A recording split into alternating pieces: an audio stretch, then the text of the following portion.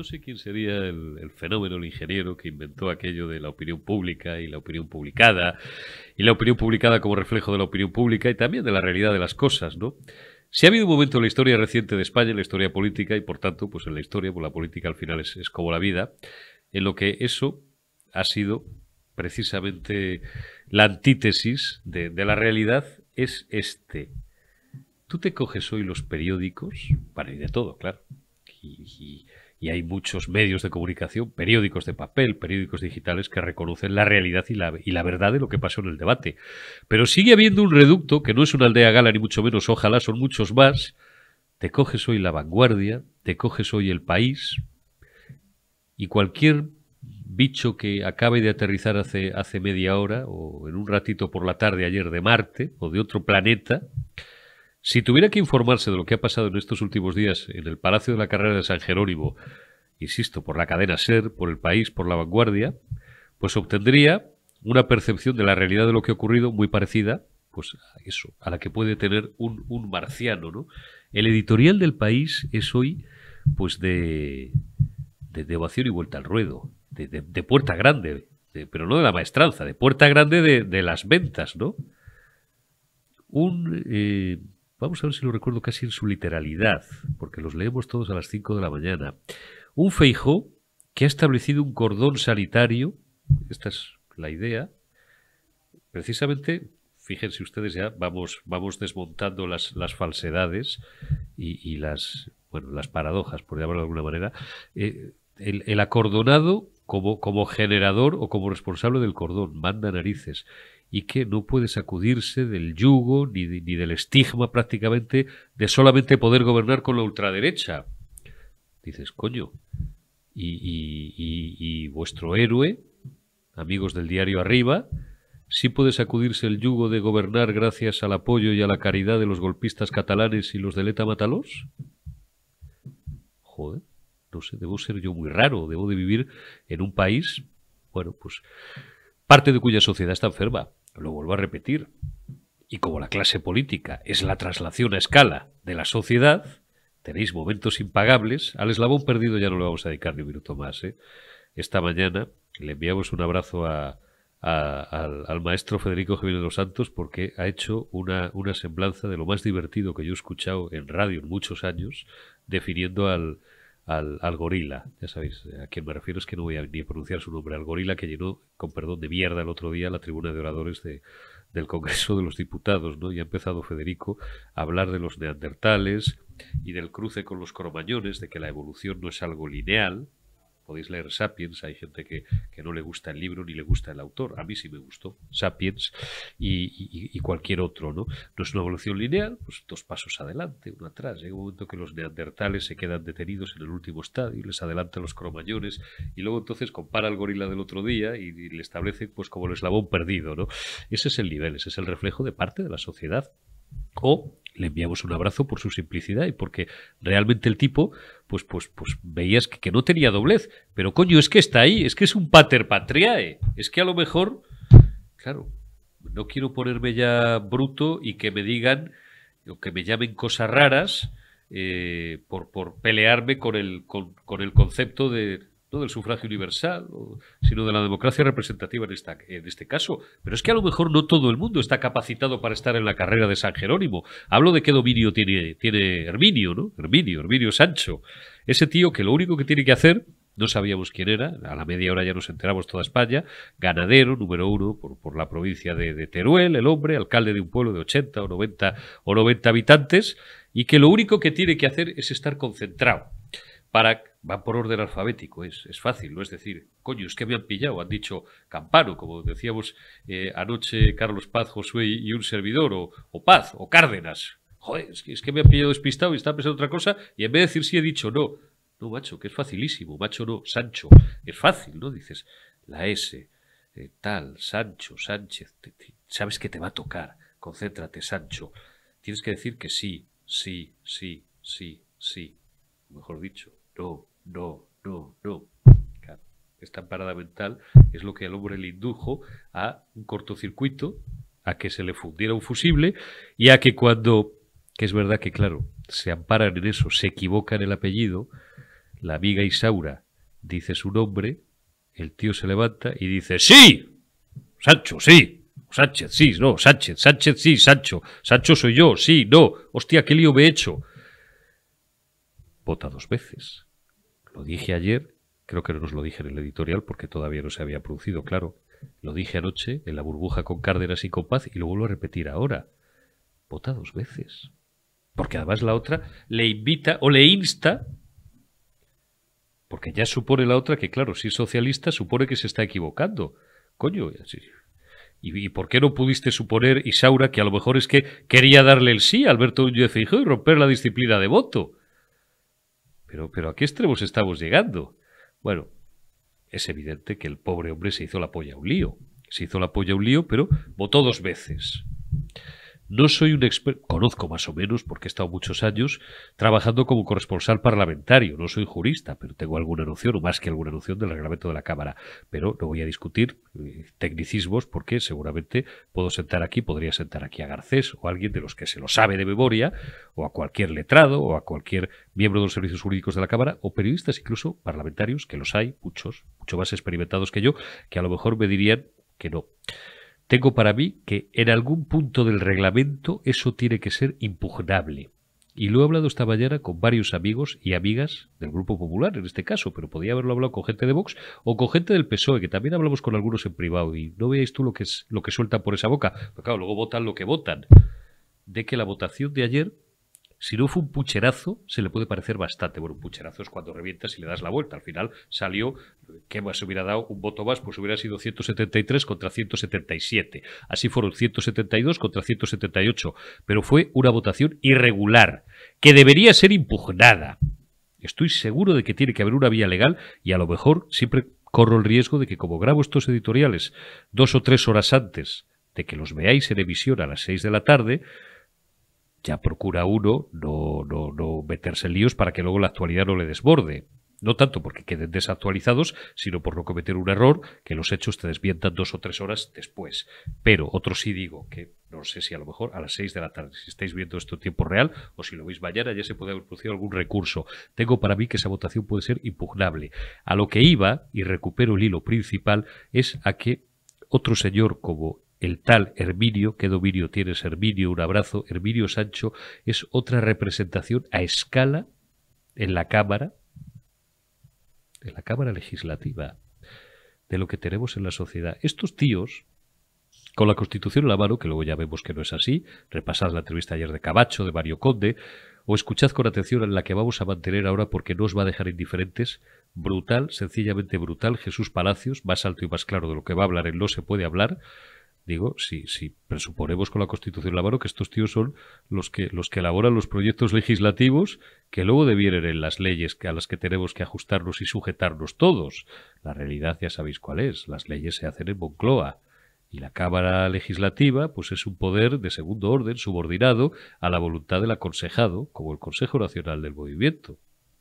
Pero, desde luego, si hubiera 350 Herminios en la carrera de San Jerónimo, insisto, y no es personal, pero bueno, es la constatación de lo que ayer vio España entera, o hubiera 350 gorilas, como el otro,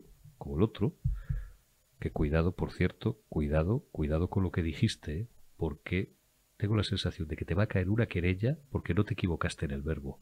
¿Qué coño? Está en el diario de sesiones y es un discurso que estaba así escrito y que había sido, me dicen, y no tengo por qué dudar de la fuente, que había sido supervisado, y es lógico, por el propio Pedro Sánchez, que para eso te hizo el encargo. Bueno, pues esa es la proyección de lo que tenemos. Si esos 350 tíos realmente fueran los que hicieran las leyes, ahí sí que os digo, y no es una ironía, es la maldita realidad, que estaríamos todos en la frontera ahora mismo haciendo cola para escapar por San Juan de Luz o por cualquiera de los puntos desde Ayamonte hasta arriba, hasta Bayona, a Portugal o a Francia, o dándonos de bofetadas por salir corriendo, por tirarnos desde el puerto de Cartagena al mar y no parar de nadar hasta Córcega, Cerdeña, Sicilia o hasta Malta. Pobre España, como no nos movilicemos, como no salgamos a la calle, que es lo que estamos empezando a hacer y que es lo que vamos a seguir haciendo masivamente.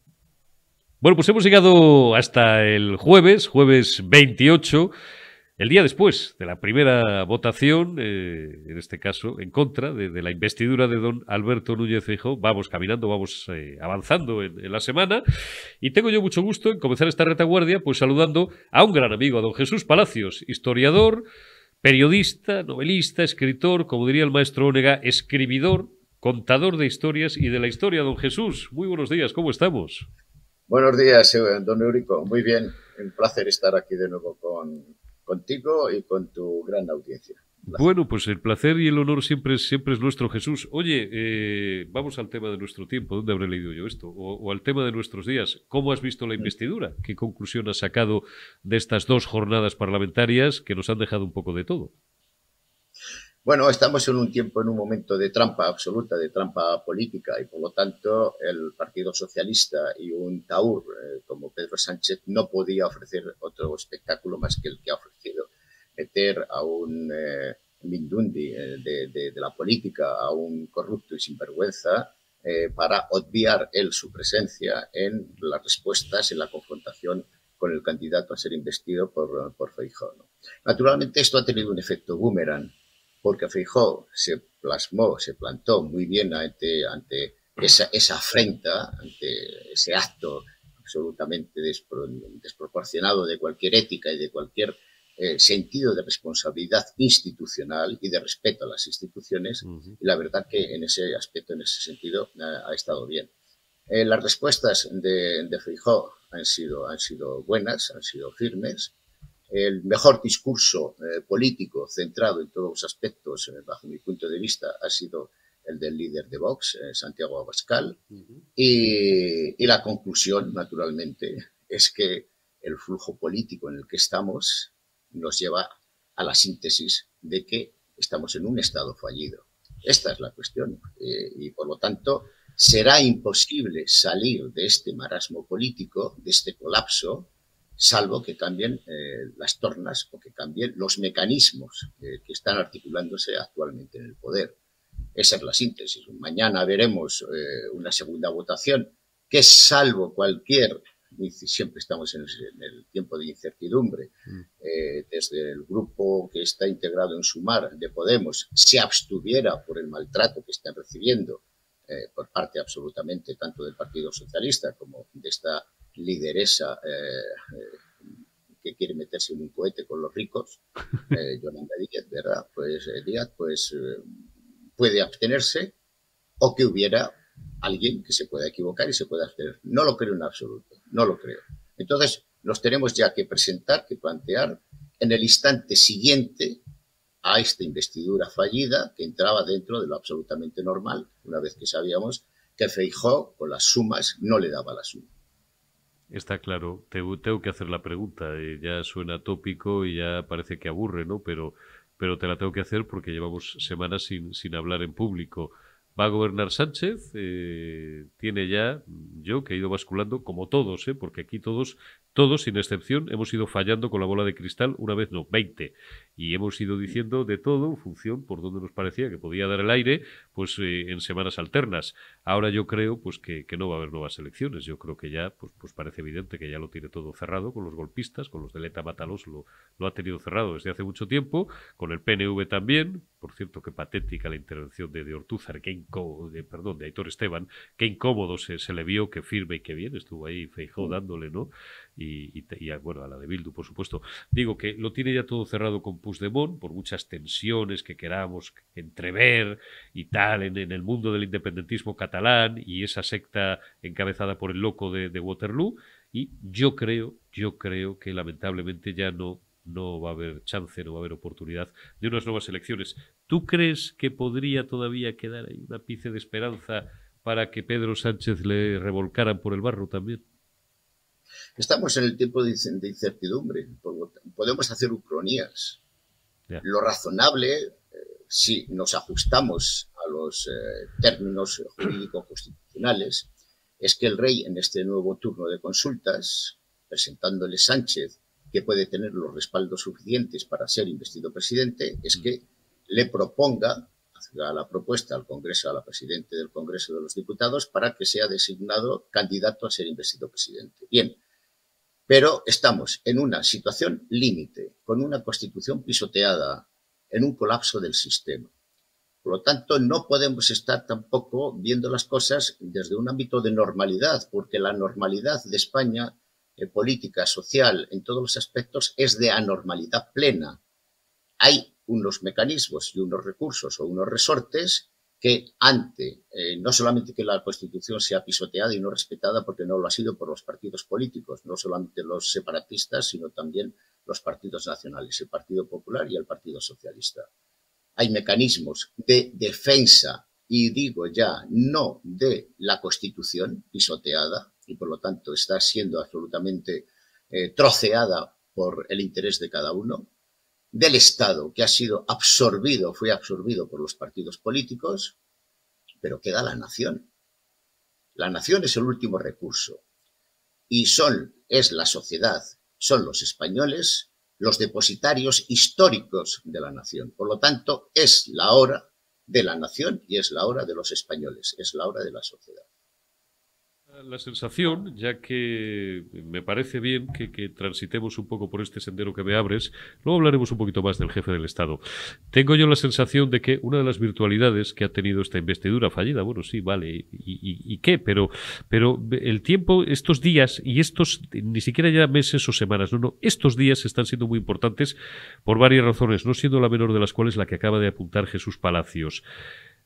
Lo he dicho ya 2 veces y lo voy a decir hoy la tercera. La calle vuelve a ser... Se nos ha caído un calendario, lo digo por si alguien escucha un ruido de fondo. Esto es así, esto es el directo. La calle vuelve a ser nuestra. Lo demostramos el domingo pasado en Madrid. Salimos, me digo el que fueran 40 que 65.000. Yo he visto imágenes aéreas y las he puesto aquí, y que me suministraron algunos amigos que se subieron arriba al palo de la bandera, al piso 12 o al piso...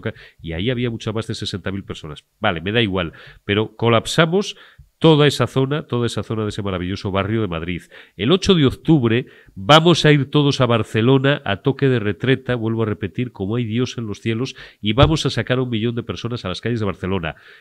No despreciemos nuestra propia potencia de los patriotas, de los constitucionalistas, de los amantes de la libertad y del Estado de Derecho, no solamente de gentes de derechas, de gentes que a lo mejor no son de derechas, pero que están también asqueados, alguno quedará, alguna ápice de vida patriótica o inteligente debe de quedar por ahí, y que digan, bueno, pues voy a salir a la calle yo también, porque yo no le he votado para esto, y la izquierda está nerviosa y ha hecho un alarde de una reacción absolutamente rabiosa contra todos los que hemos salido y vamos a volver a salir a manifestarnos. Me recuerda aquellos tiempos, Jesús, de Zapatero, donde cada 15 días íbamos a la plaza de Colón, debajo de la bandera que nos diera sombra, para chillar al felón Zapatero, por las víctimas del terrorismo, por supuesto, pero para decir, Zapatero, vete ya.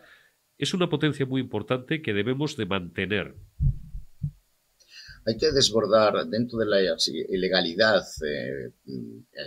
en la que presuntamente dentro de la legalidad está actuando el gobierno, pero con una absoluta ilegalidad porque no respeta nada, ni jurídico ni político, salvo su propio mensaje de poder, esquema de poder. Estamos en una dictadura de partidos. Es que se ha desbordado el partido político, el Partido Socialista Pedro Sánchez, desde la calle.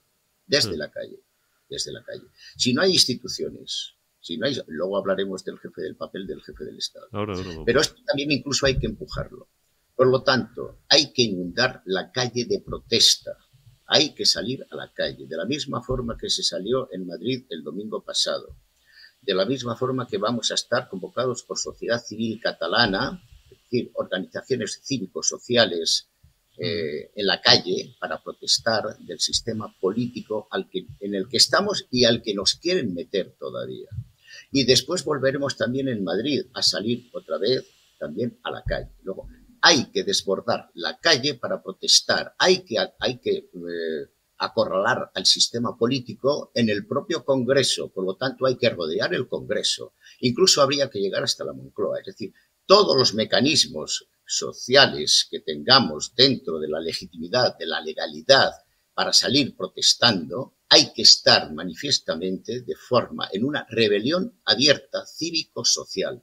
Es la hora de los españoles, es la hora de la sociedad, no es la hora siquiera de los partidos políticos. Quizá haya líderes después, en algún sentido, que puedan canalizar todo este nervio, toda esta pulsión de la sociedad, pero es la hora de la rebelión. Hay que clamar por la rebelión, hay que salir en rebelión abierta, hay que estar protestando en cada rincón de España, por cada lugar, por este mecanismo de político que nos conduce no ya a una dictadura como estamos en una dictadura de partidos, sino al troceamiento y al fraccionamiento de la nación española. España no se encuentra en la historia, en ningún momento anterior, ni con los dos periodos que tuvimos republicanos, ni con el ensayo republicano de la Segunda República que nos derivó a una guerra civil por el totalitarismo del Partido Socialista. No se encuentra en la historia en ningún momento de situación límite, gravísimamente límite como esta que estamos. Por lo tanto, si las instituciones no responden, si los políticos o incluso la figura del jefe del Estado no responde dentro de su propia responsabilidad en la que se está jugando también el mantenimiento de la institución, es la hora de la sociedad. España no puede permitir, los españoles no pueden permitir que se trocee la nación, que la nación entremos en que se desguace la nación en un Estado confederal, porque eso sería absolutamente la destrucción política, la destrucción histórica, la destrucción de la nación y, por lo tanto, también del sentido de los españoles. Hay que poner pie en pared en ese aspecto y salir a la calle para protestar. Hay que ponerles nerviosos a estos políticos que de una forma marrana, como cárteles de poder que son, que en eso se han convertido los partidos políticos, para decirles que no, que basta. Pues se puede decir más alto, pero no más claro. Hay que poner pie en pared. Un abrazo para nuestros amigos Marcos de Quinto, Juan Carlos Girauta y tanta buena gente. Papel del jefe del Estado. No voy a consumir ni medio segundo la pregunta, porque es la pregunta de estos días. Se la hice ayer a Camacho, se la hice ayer a Mario Conde, te la hago a ti. Márgenes del jefe del Estado. ¿Puede proponer a Sánchez como siguiente candidato? ¿O simplemente darse mus y dejar que se consuman los plazos para que se disuelvan las cámaras y todos a votar el 14 de enero? Por encima, y lo vuelvo en este aspecto también a repetir con lo que estamos comentando anteriormente, de cualquier aspecto de sumisión a la legalidad o del constreñimiento que pueda darse en la Constitución desde un desdibujado poder moderación y de arbitraje o de cualquier otro punto en el que desde un punto cogido en papel, con papel de fumar, de que el rey está atado y que por lo tanto solamente puede dar pie a todo que se le presente porque él es irresponsable políticamente, tiene una responsabilidad histórica absoluta en este momento de ser muy consciente de que se está jugando no solamente su destino, sino el destino de la nación. Y si piensa exclusivamente también en su destino, por lo tanto, debe actuar con los propios procedimientos legales, jurídicos, constitucionales que tiene. Las figuras de arbitraje y de moderación no son para que se cojan jurídicamente, que digan el rey no es más que un Augusto cero y por lo tanto no puede hacer absolutamente nada. Tiene que ajustarse a la legalidad constitucional y firmar o dejar pasar. Y por lo tanto, si el candidato, si el presidente en funciones, Sánchez, que es un traidor a la nación, tiene los apoyos suficientes para poder ser investido presidente, el rey tiene que parar esa situación. Y la puede parar porque hay algo que está por encima incluso y que se puede mirar de esa capacidad de arbitraje y de moderación. Dentro de esas dos figuras difusas a las que se le dejó a la jefatura del Estado dentro de la Constitución, la de arbitraje y moderación es para que tome también medidas al respecto. Si uno arbitra y modera, tiene que ver sobre qué aspectos de cuestiones del Estado estamos hablando y se está jugando. Y si se está jugando el destino de la nación, el rey no puede ser un simplemente absoluto cero, lavarse las manos y decir yo dejo de hacer porque no puedo en ningún momento llevar a cabo ninguna acción que lo impida. No. El rey está sometido también a su propio juramento ante la Constitución, ante su propia sanción, mejor dicho, a la Constitución, y por lo tanto está consagrado en el artículo 2 de la Constitución la indisoluble unidad de la nación española. Está sometido por encima de todo a esa cuestión. Luego, por el artículo 99, para proponer un candidato a la presidencia de gobierno, por el artículo 62 de las funciones del jefe del Estado y por otro tipo de artículos más que configuran funciones que puede el rey poner en marcha, el rey no debe proponer al señor Sánchez para ser candidato a ser investido presidente de gobierno y lo debe parar para ir a unas nuevas elecciones. Unas nuevas elecciones en enero ¿arreglarían algo la situación? No, salvo que el Partido Popular dejara de hacer las trampas que ha estado haciendo, demonizando y criminalizando a Vox, para que una posible formación de Vox y del PP consiguiera mayoría absoluta, entonces podría ser el inicio de un cambio de regeneración absoluta que necesita este sistema. Pero si no lo hace eso el rey, iremos absolutamente desbocados a la desaparición política, la desaparición histórica, la desaparición de la nación. El rey tiene la necesidad, el deber y el momento histórico de actuar. Y no debe someterse a las presiones mediáticas, políticas que le van a llover por todos los lados. La ley de amnistía, el proyecto de ley de amnistía, que el otro día a Isabel Rodríguez, que es la portavoz del gobierno, que no es un abrazo con cariño y con respeto, no es la más lista de la clase, ya lo sabe todo el mundo, se le escapó hasta el nombre que le van a dar, ya está redactado. Pasamos, como dicen ahora, odio el término, pero ya se me ha pegado y lo repito todos los días, pasamos a la pantalla siguiente. Va a haber referéndum en Cataluña. Ayer me decía Mario que eso no lo veía él bajo ningún concepto porque la población española se rebelaría. Te lo pregunto a ti, Jesús. ¿Habrá un referéndum de autodeterminación? ¿Volverán a hacerlo? A ver, esto me suena, esto de que la sociedad se rebelaría, me suena que cuando al rey le presentaron la redacción del artículo 2 de la Constitución, en el que se introducía el término de nacionalidades, que es sinónimo de nación, muchas personas, incluido el secretario de la Casa del Rey en ese momento, Sabino Fernández Campo, le dijo al rey y todos los consejeros y asesores que tenía, el rey Juan Carlos, señor, esto es una barbaridad, porque esto abre absolutamente la posibilidad de que se conjuguen naciones dentro del propio Estado, dentro de la nación, y por lo tanto estaríamos en lo que ha dicho el Partido Nacionalista Vasco, de un Estado plurinacional, que es efectivamente lo que se consagró en la Constitución. Por lo tanto, está ahí. Gonzalo Fernández de la Mora, en 1980, dijo que la Constitución consagraba la plurinacionalidad del Estado. Bueno, si Adolfo Suárez, cuando el rey le preguntó, Adolfo, ¿qué piensas al respecto?, le dijo, señor, no se preocupe, eso lo arreglo yo con mis paisanos de Ávila, es decir, lo saco a la calle. Bueno, pensar que si mañana se consagra la amnistía y que se borra absolutamente cualquier atisbo de delito que ha habido con un golpe de Estado abortado inmediatamente después del mismo, pero que se dio una violación de la legalidad constitucional y hubo unas sanciones, hubo un juicio y hay que se ha fugado. Si eso desaparece jurídicamente todo el andamiaje del Estado de Derecho y todo el andamiaje de la Constitución. Sería tanto como reconocer que el Estado es inicuo, injusto, espurio y que los tribunales de justicia son injustos y no valen nada. Como una ley de punto final, un cambio de régimen. Que el Estado es culpable. Esto es lo que significa una aprobación de la amnistía.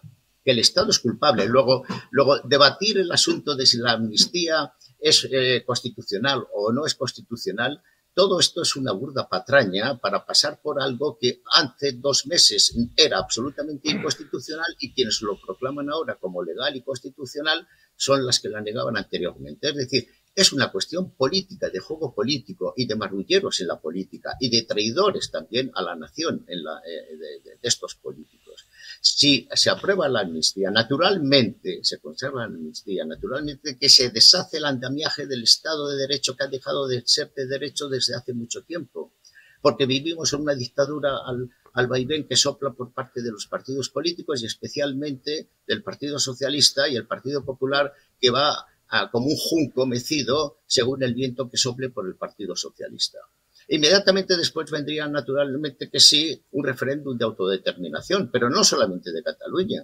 Sería el País Vasco, aun invocando otro tipo de funciones de ligazón, porque les interesa económica y fiscalmente, financieramente, seguir atados a la teta del Estado y de la nación, porque somos quienes estamos pagando todo este lujo en el que se está desarrollando ciertas comunidades políticas. ¿Eso quién dice que después la gente va a salir a la calle? ¿Es que se va a invocar el artículo 8 de la Constitución? Ayer me lo recordó Diego Camacho. Le pedí que lo leyera. El jefe del Estado va a invocar el artículo 8 de la Constitución. Tenemos unas Fuerzas Armadas que se han convertido en una pandilla de burócratas desde que el 23 de febrero del 81 lo metieron también los partidos políticos, el propio jefe del Estado también, en un túnel del tiempo del que no han salido ni se ha visto la luz de ellas. ¿Quién va a invocar el artículo 8 de la Constitución, que tiene consagrado el papel de las Fuerzas Armadas para mantener la indisoluble unidad de la nación española? Puede ser, es posible un toque de rebato que dé el jefe del Estado y que se ponga en cabeza y que salga adelante con el artículo 8 de la Constitución mientras no se derogue y la Constitución tampoco decaiga. Pero si llegamos a esos límites, estamos más allá también de procesos revolucionarios abiertos desde el poder. Y también esto posiblemente se trasladaría a la calle.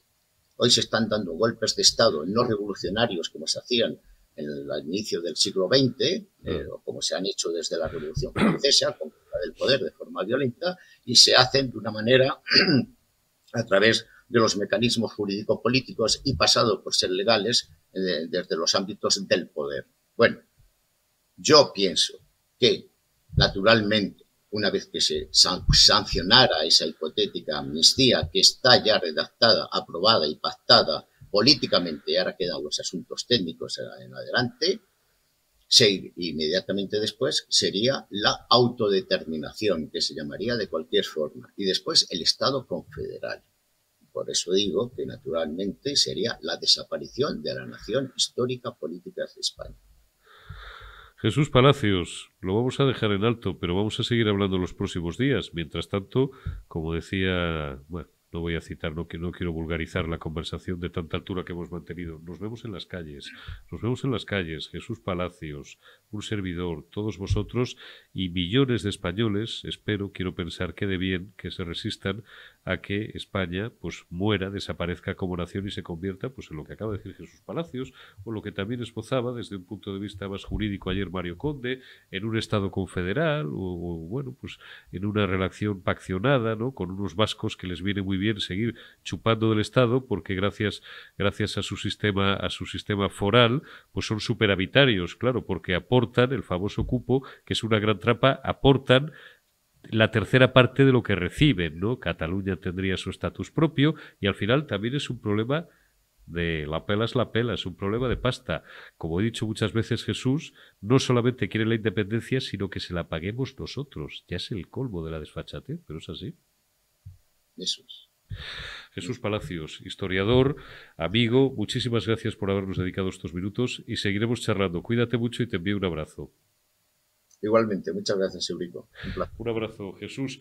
Saludo a Enrique Calvet, que tengo yo mucho gusto porque hacía semanas y semanas, don Enrique. Te pido disculpas porque te he tenido más minutos. Siempre te hago lo mismo. Bueno, a ti, y no eres el único. Te he tenido muchos minutos esperando y te lo agradezco de corazón. Jesús Calvet, eurodiputado que lo ha sido. Siempre te presento como físico y, bueno, como político, como pensador y como observador e intelectual de todo lo que nos rodea. Te doy los buenos días y ya te pregunto a bocajarro, para no perder más tiempo, ¿cómo has vivido estas intensas jornadas parlamentarias? ¿Hay algo destacable o lo olvidamos todo, lo borramos del diario de sesiones? Buenos días, don Eurico. Lo de los minutos es un favor que le hace usted a la audiencia, porque yo impepinablemente a las 11:05 le abandono Sí, sí, y no, sí. entonces abrevia usted el padecimiento de la audiencia de tener que escucharme No, de y tener que me escucharme a mí, que me disculpo yo dice que ya me enrollo con razón. ¿Cómo ha visto usted las dos sesiones parlamentarias que llevamos en esta semana, don Enrique? Usted que está curtido en Bueno, 1000 batallas parlamentarias. pues mire, creo que lo interesante han sido los dos primeros intervenciones, es decir, la del señor Núñez Feijóo y la del vertebrado parlante Óscar Puente. El eslabón perdido. Después hay poco que añadir, es lo que se esperaba, etcétera, pero si me permite un breve análisis de esos dos, el primero, bueno, pues el señor Feijóo ha estado impecable en las formas, ha estado absolutamente en un papel de hombre de Estado, así. Entonces me voy a centrar No encuentro a nadie que le ponga en un el pero a contenido. Feijóo. Yo estoy de acuerdo, ¿eh? Pero joder, ¿no pensaba yo que Pues iba yo sí le a pongo, suscitar tanta unanimidad? no, pero yo sí yo le pongo peros al contenido de lo que ha dicho. Bien, bien. Es decir, cuando uno empieza a ver su contenido, que es una opción, por supuesto, y que no es la mía, se ve que, a mi modo de ver, comete el error, a mi modo de ver, de desconocer o pasar de la realidad de la España a la que él quiere gobernar. Es decir, para mí es un absoluto error centrar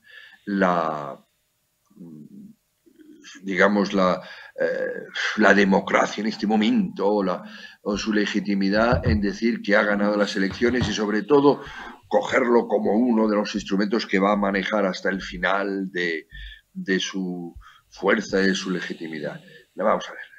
Nadie que esté siguiendo la política española sabe que el problema el 23 de julio era tener un par de diputados más o 4 o lo que sea, que el PSOE. El PSOE nunca jugó a tener más diputados que los demás. El PSOE jugó a que ganara lo que podríamos llamar el bloque subversivo. Lo digo porque lo de bloque progresista es una burda mentira, es decir, ni la política del gobierno es progresista, puesto que aumenta la desigualdad de los españoles, disminuye sus libertades, patatín y patatán, y además está ahí el Junts y está el más reaccionario de Europa, que es el PNV, pero sí es el bloque subversivo, el que quiere romper definitivamente España. Y el otro bloque, pues será el bloque de Vox y PP, por simplificar. Entonces, insistir en eso es como no entender cuál es la dinámica política del momento de España, ni no entender cuál es la tragedia, el problema por encima de todos los demás problemas de España, que es su desguace. Segundo error que a mi modo comete es ser alocadamente, sin análisis, con la fe del carbonero autonomista, que es también ignorar el desarrollo de las autonomías, el gravísimo coste que están teniendo para España. No digo el modelo teórico, sino el gravísimo desarrollo que se les ha dado, que están en el embrión de este desguace, además de ser de un coste económico insoportable. Solo daré un ejemplo. Desde el año 2000 hasta ahora, la renta per cápita española es la misma. 23 años perdidos, casi generación y media. Y en tercer lugar, se ha contradicho enormemente con situaciones anteriores. Es decir, uno no puede, digamos, hablar de la unidad de España, de todo esto, sin, si ha dicho hace 2 días que había que estudiar el encaje de Cataluña en España. Mire usted, yo creo que la Constitución deja muy claro que Cataluña es España, como La Rioja, como no hay mayor encaje, vamos. O bien, bueno, pues hablar de de los idiomas cuando en Galicia, por ejemplo, y bajo su tutela se está arrinconando el español, más incluso que en otras regiones, como se le diría Gloria Lago. En fin, toda una serie de cosas. Es decir, si el PP de verdad quiere encabezar una revuelta contra el grave problema de España, sin duda alguna, lo que tiene que tener presente, perdón, que ahora mismo lo hago. No se preocupe usted. El grave problema, lo primero que tiene que hacer es pedir excusas por lo mismo que ha hecho el PP durante demasiado tiempo, y ahora doy el último ejemplo, y desde luego desligarse muy profundamente de lo que han hecho los señores Aznar y Rajoy. Y le diré una cosa, de verdad, se puede ir a la yugular de la tragedia de España diciendo que se respeta al PNV y que lo diga el PP. Mire usted, eso parece ser que bajo la capa de hombre de Estado parece que no se ha enterado cuál es el problema de España. Y el segundo que analizo es la del vertebrado parlante de Óscar Puente, que más allá del morbo, del chascarrillo, de que evidentemente, como ha dicho mi amigo y ex compañero de partido Joaquín Leguina, es que da asco, vale, pero la política española y su nivel da asco hace mucho tiempo. Sin embargo, vamos a analizar políticamente por qué va él, que es decisión personal de Sánchez, por qué va él y dos cosas que dice. Entonces, él va por decisión de Sánchez porque Sánchez, que sí sabe muy bien a la España a la que se dirige, entre otras cosas porque a través de leyes de educación y medios de comunicación y tal, la tiene triturada, lo que hace es empezar a preparar el paso siguiente, ya sean las elecciones de enero o ya sea incluso su cuatrienio. Y las elecciones que viene va a ser ahondar más, pasar absolutamente del Parlamento, de las instituciones, pasar absolutamente de la unidad de España, de la igualdad de los españoles, porque sabe que lo que le rinde es eso. El mitin, el chascarrillo, la horterez, la mayor frivolidad, la superficie, aunque sea de estiércol, de los mensajes. Eso es lo que le hace ganar a su bloque el 23 de junio. Y claro, lo hace de manera también relativamente inteligente, con el tono, evidentemente, ¿qué tal? Lo hace de una manera inteligente porque entra en dos grandes fallos del PP. El primero, el que le he dicho antes, es decir, da toda una clase de democracia, de no sé qué, sobre lo absolutamente antidemocrático que es pretender que gobierne la lista más votada. Un debate que no sirve para nada en este momento en España, que está fuera de la realidad, pero él entra. El primero que entra es Rajoy y él ve la falla en la coraza, y el segundo, evidentemente, pone en contradicción al PP, ¿no?